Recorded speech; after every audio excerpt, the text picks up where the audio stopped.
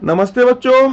हम जो है अभी फ्रिक्शन चैप्टर पढ़ रहे हैं और फ्रिक्शन चैप्टर में बच्चों हमने ये पढ़ लिया है कि जो फ्रिक्शन है, फ्रिक्शन की डिफिनीशन क्या होती है, फ्रिक्शन के काज क्या होते हैं और बच्चों फ्रिक्शन के टाइप्स क्या होते हैं। तो बच्चों जो फ्रिक्शन होता है, फ्रिक्शन के बारे में हमने ये पढ़ लिया है कि friction is an electromagnetic force which में exist between parallel to the surfaces to oppose relative motion between the surfaces. ये बच्चों हमने इसकी डिफिनीशन को पढ़ लिया है। अब बच्चों हमने ये भी पढ़ लिया है कि इसके कॉजेस क्या होते हैं। कॉजेस के लिए बच्चों हमने क्या पढ़ा कि अगर दो सरफेस है, एक सरफेस बच्चों जो है फ्लोर की है और एक बच्चों बॉडी की सरफेस है, तो बच्चों ये जो सरफेस बॉडी की है, इनके और बॉडी के जो सरफेस है बच्चों, इनके बीच में बच्चों क्रस्ट और ट्रफ जो है बच्चों होता है। अगर बच्चों बॉडी के और सरफेस के फ्लोर को देखें तो इनको अगर माइक्रोस्कोपिक लेवल पे देखें तो इनके बीच में क्रस्ट और ट्रफ जो है होता है। अगर बच्चों जब इस बॉडी के ऊपर हमने कोई फोर्स लगाया और बच्चों ये जो है रफ सरफेस है, ये बच्चों रफ सरफेस है, तो ये बॉडी जो है इसके ऊपर फोर्स लगाया तो ये एक अनबैलेंस फोर्स है। तो न्यूटन्स लॉ के अकॉर्डिंग अगर हम कोई फोर्स लगा रहे हैं तो वहां पर मोशन होना चाहिए। पर बच्चों ये बॉडी के ऊपर हमने फोर्स लगाया तो ये बॉडी जो है मूव नहीं कर रही है। इसका मतलब ये है कि यहां पर कोई एक इंटरेक्शन हो रहा है। तो बच्चों इस इंटरेक्शन को समझने के लिए हमने एक ओल्ड कॉन्सेप्ट में समझा था कि बॉडी और सरफेस के बीच में क्रस्ट एंड ट्रफ पाए जाते हैं और वो दोनों एक दूसरे के साथ इंटरलॉक कर लेते हैं। उस इंटरलॉक के कारण बॉडी हमारी जो है मूव नहीं कर पाती है। बच्चों दूसरा कॉन्सेप्ट हमने क्या समझा था कि उसको जो है हमने ये समझा कि कोई सरफेस है बच्चों, तो सरफेस बच्चों क्या है, छोटे छोटे मॉलिक्यूल से मिलकर बनी हुई है। और बच्चों अगर कोई बॉडी है तो बॉडी भी जो है वो मॉलिक्यूल से मिलकर बनी होती है। तो बच्चों बॉडी और जो सरफेस है इनके बीच में आपको बच्चों बॉन्डिंग वाले चैप्टर में पढ़ा है कि इनके बीच में जो है डिफरेंट टाइप के बॉन्ड बन जाते हैं। उसको हम जो है डाइपोल डाइपोल बॉन्ड या डाइपोल आयंस बॉन्ड बच्चों, इस तरीके के जो बॉन्ड बनते हैं उस बॉन्ड के कारण बच्चों इनके बीच में एक फोर्स एग्जिस्ट करता है, बॉन्ड एग्जिस्ट करता है। उसके कारण ये बॉडी बच्चों अगर इसके ऊपर फोर्स लगाते हैं तो ये मूव नहीं कर पाती है। अब बच्चों न्यूटन्स थर्ड लॉ के अकॉर्डिंग अगर हम देखें कि अगर हम फोर्स इस पे बच्चों एफ लगा रहे हैं बच्चों, तो जो ये फ्लोर है, फ्लोर बच्चों जो है बॉडी जो है फ्लोर के ऊपर जो है एक जो है फोर्स एफ लगा रही है। तो बच्चों ये सरफेस क्या है, बॉडी को छोड़ेगा क्या? तो बच्चों ये जो सरफेस है ये भी इसके ऊपर एक फोर्स जो है एफ पीछे की तरफ लगाएगा। अब बच्चों अगर इसका फ्री बॉडी डायग्राम बनाए हम तो फ्री बॉडी डायग्राम में बच्चों एक तो इसके ऊपर जो है नॉर्मल रिएक्शन एन लगेगा, दूसरा बच्चों इसका वेट जो है mg लगेगा। बच्चों यहां तक हमने पढ़ लिया। इसके बाद बच्चों हमने डेफिनेशन पढ़ ली फ्रिक्शन की, हमने जो है इसके कॉज को समझा। कॉज क्या है बच्चों, जो बॉन्ड्स बनते हैं सरफेसेस के बीच में, उसके कारण बच्चों इनके बीच में ये जो फ्लोर है एक दूसरे के बीच में रेजिस्टेंस क्रिएट करता है। उस रेजिस्टेंस के कारण बच्चों जो है जो फोर्स डेवलप होता है उसको हम बोलते हैं फ्रिक्शनल फोर्स। अब बच्चों हमने कॉज भी समझ लिया। उसके बाद बच्चों जो टाइप ऑफ फ्रिक्शन है बच्चों, टाइप ऑफ फ्रिक्शन हमने समझा। टाइप ऑफ फ्रिक्शन में बच्चों हमने क्या समझा कि ये एक तो जो है बच्चों, एक तो ये स्टैटिक,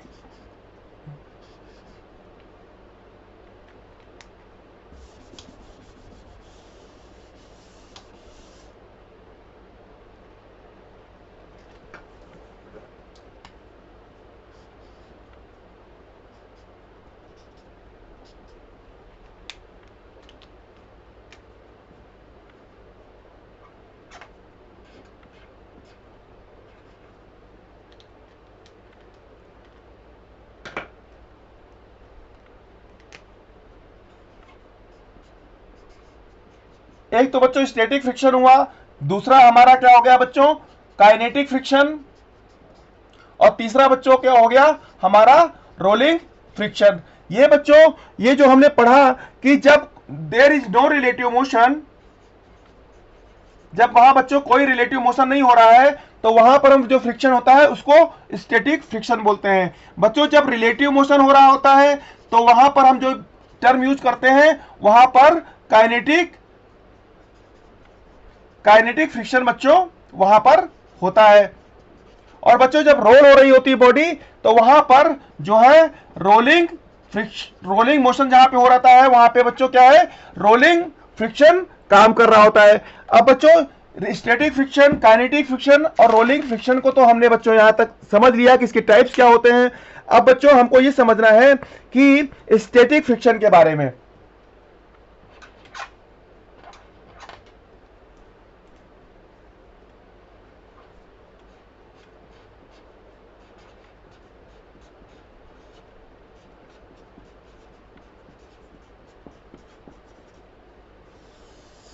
अब बच्चों जो स्टैटिक फ्रिक्शन होता है, अब इसको अगर हम समझते हैं तो बच्चों एक सरफेस है,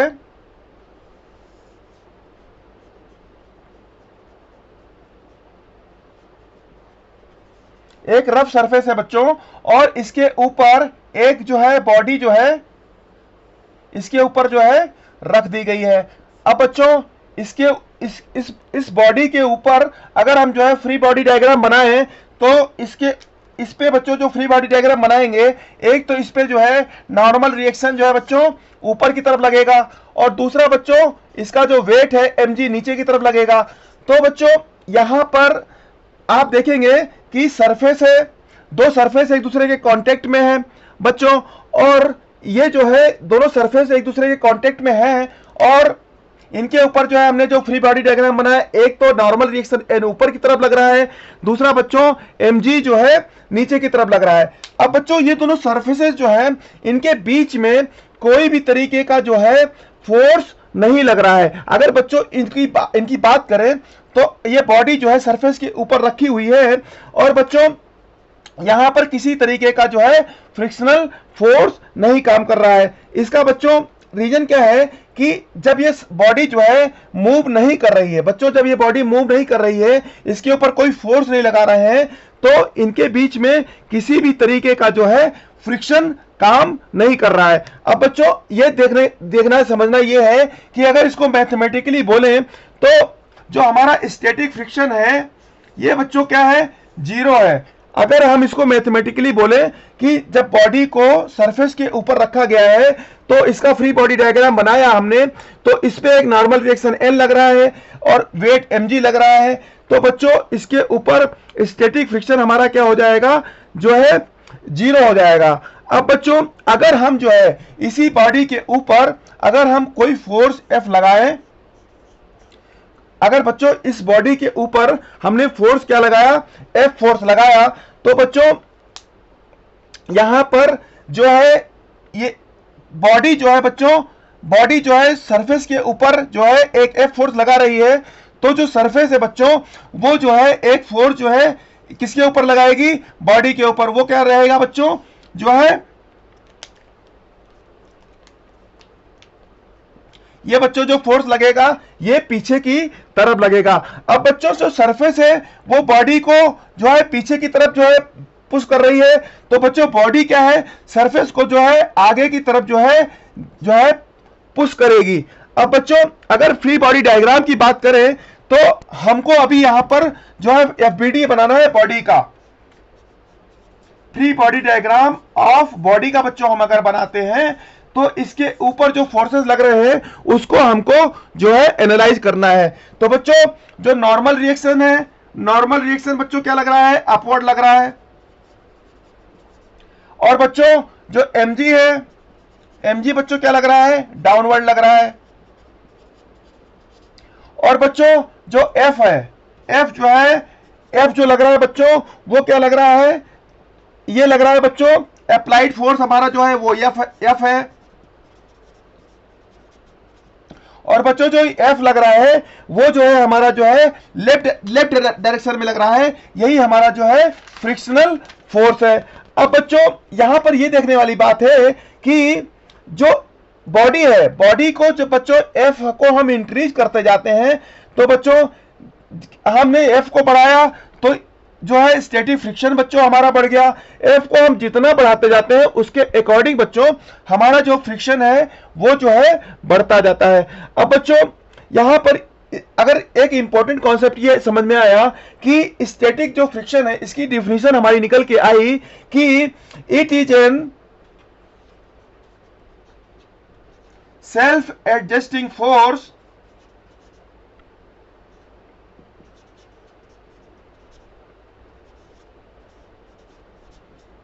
which can adjust its magnitude and direction to oppose the relative motion। ये बच्चों हमने ये डिफिनीशन इसकी पढ़ ली कि it is a self adjusting force which can adjust its magnitude and direction to oppose the relative motion. अब बच्चों एक कंडीशन ये आएगी कि ये जो स्टैटिक फ्रिक्शन है ये जो है एक ऐसी कंडीशन आएगी जिसमें कि ये एफ से कम हो जाएगा। और बच्चों जब ये एफ से कम हो जाएगा तो ये जो है बॉडी जो है मूव करने लगेगी। वो बच्चों जो स्टैटिक फ्रिक्शन होता है वो बच्चों इसको हम स्टैटिक फ्रिक्शन बोलते हैं। और बच्चों ये क्या होता है, ये होता है म्यू एस इंटू एन। ये बच्चों जो है स्टैटिक फ्रिक्शन होता है और ये मैक्सिमम स्टैटिक फ्रिक्शन होता है, इसको बोलते हैं बच्चों स्टैटिक फ्रिक्शन। और ये मैक्सिमम वैल्यू होती है स्टैटिक फ्रिक्शन की, जिसकी वैल्यू होती है बच्चों म्यू एस इंटू एन। अब बच्चों ये हमने जो हमारा स्टैटिक फ्रिक्शन है ये इसकी मैक्सिमम वैल्यू होती है म्यू एस इंटू एन। और बच्चों इसकी जो मिनिमम वैल्यू होती है वो होती है 0। अब बच्चों अगर इसको हम समराइज करें तो हमारा ये पॉइंट निकल के आता है कि जो हमारा बच्चों जो स्टैटिक फ्रिक्शन है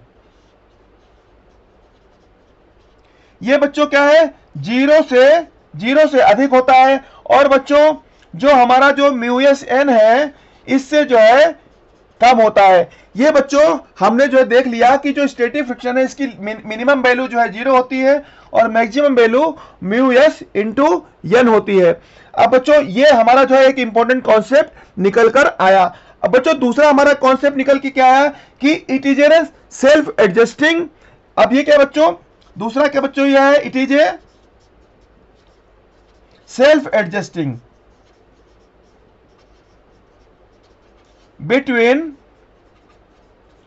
0 टू म्यू एस एन। बच्चों ये 0 से बच्चों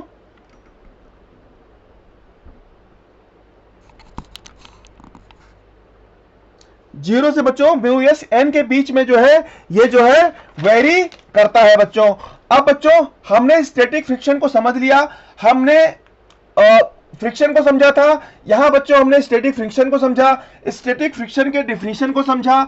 अब बच्चों यहां पर हमने देखा कि जो स्टैटिक फ्रिक्शन है वो 0 से म्यू एस एन के बीच में वेरी कर रहा है। तो बच्चों दो इंपॉर्टेंट कॉन्सेप्ट निकल के आए कि जो हमारा स्टैटिक फ्रिक्शन होता है बच्चों वो 0 से म्यू एस एन के बीच में वेरी करता है। और बच्चों ये जो है सेल्फ एडजस्टिंग है, जैसे जैसे फोर्स बढ़ता जाएगा जो स्टैटिक फ्रिक्शन है वो भी बढ़ता जाता है और एक लेवल तक मतलब म्यू एस एन तक ये जो है बढ़ता है। और बच्चों इससे अधिक अगर हो जाता है तो वहां पर जो है बच्चों काइनेटिक फ्रिक्शन स्टार्ट हो जाता है। तो बच्चों हमने स्टैटिक फ्रिक्शन को यहां तक समझ लिया। अब बच्चों अगर काइनेटिक फ्रिक्शन की बात करें तो काइनेटिक फ्रिक्शन बच्चों क्या होता है कि काइनेटिक फ्रिक्शन बच्चों होता है म्यू के इंटू एन। बच्चों ये जो डिफिनीशन है कि जो काइनेटिक फ्रिक्शन होता है वो होता है म्यू के इंटू एन। अब बच्चों म्यू के जो है बच्चों ये क्या है हमारा जो है coefficient of friction, kinetic coefficient of friction है। अब बच्चों जो म्यू एस की वैल्यू है, म्यू एस की बच्चों जो वैल्यू है ये क्या है ऑलमोस्ट जो है 0 ऑलमोस्ट ये जो है 0.5 या फिर इससे कम होती है। पर बच्चों जो कोफिशिएंट ऑफ स्टैटिक फ्रिक्शन है ये जो है इसकी वैल्यू जो है 0.5 से कम या 0.5 तक होती है मैक्सिमम। पर बच्चों इसकी वैल्यू जो है 1 भी हो सकती है, 10 भी हो सकती है और 100 भी हो सकती है, क्योंकि बच्चों ये जो वैल्यू है पर आपको जो क्वेश्चन में दिया जाएगा वहां पर ये 0.5 या इसके इक्विवेलेंट ही जो है दिया जाएगा। अब बच्चों ये जो स्टैटिक फ्रिक्शन है और ये जो काइनेटिक फ्रिक्शन है, अगर बच्चों जब आपको क्वेश्चन में पूछा जाएगा तो आपको वहां पर कोफिशिएंट ऑफ फ्रिक्शन दिया जाएगा, तो वहां पर कोफिशिएंट ऑफ स्टैटिक फ्रिक्शन और कोफिशिएंट ऑफ काइनेटिक फ्रिक्शन आप दोनों को जो है बच्चों सेम ले सकते हैं। पर बच्चों अगर एक्सपेरिमेंटली देखा जाए तो एक्सपेरिमेंटली बच्चों जो बच्चों इसकी म्यू के की वैल्यू होती है ये ऑलवेज जो है लेस होती है बच्चों म्यू एस के। जो बच्चों इस kinetic coefficient of kinetic friction है इसकी वैल्यू जो है कोफिशिएंट ऑफ स्टैटिक फ्रिक्शन से जो है ऑलवेज जो है बच्चों कम होती है। तो बच्चों आपने जो है फ्रिक्शन को समझ लिया, जो है फ्रिक्शन के डिफिनीशन को समझा, फ्रिक्शन के कॉजेज को समझ लिया, उसके बाद बच्चों टाइप्स ऑफ फ्रिक्शन को समझा। टाइप्स ऑफ फ्रिक्शन में बच्चों आपने स्टैटिक फ्रिक्शन को समझा, उसके जो है मैग्नीट्यूड को कैसे निकालते हैं वो आपने समझा, इसके बच्चों डायरेक्शन को आपने समझा कि ये जो है हमेशा जो है रिलेटिव मोशन का अपोज करता है, फोर्स जो है बॉडी को जिधर मूव करने की तरफ कोशिश करता है उसके अपोजिट डायरेक्शन में जो है हमारा जो है फ्रिक्शन काम करता है, फ्रिक्शनल फोर्स। तो बच्चों आपने स्टैटिक फ्रिक्शन के मैग्नीट्यूड और डायरेक्शन को निकालना सीख लिया। बच्चों जो हमारा काइनेटिक फ्रिक्शन है उसका फार्मूला आपने देखा कि उसको कैसे निकालते हैं। बच्चों यहां तक आपने समझ लिया, आपने ये भी समझ लिया कि जो फ्रिक्शन है ये जो है बिटवीन दो सरफेसेस काम करता है, और बच्चों जो फ्रिक्शन होता है वो मोशन का अपोज नहीं करता है, ये रिलेटिव मोशन का अपोज करता है। तो बच्चों आपने लेक्चर 1, लेक्चर 2 और लेक्चर 3 में आपने ये फ्रिक्शन को समझ लिया। अब बच्चों आप जो एस सी वर्मा के जो क्वेश्चंस दिए हुए हैं उनको आप सॉल्व कर सकते हैं और उसमें आपको कोई दिक्कत नहीं आएगी। अगर कोई दिक्कत आती है तो आप बच्चों कमेंट में आप शेयर कर सकते हैं। तो बच्चों आपको यहां तक आपने समझ लिया। अब इसके आगे जो है हम जो कॉन्सेप्ट लेंगे उसमें हम आपको नए चैप्टर में ले चलेंगे, जिसमें हम आपको जो है नए कॉन्सेप्ट के साथ में आपको जो है इंफॉर्मेशन शेयर करेंगे। तो बच्चों थैंक यू वेरी मच बच्चों।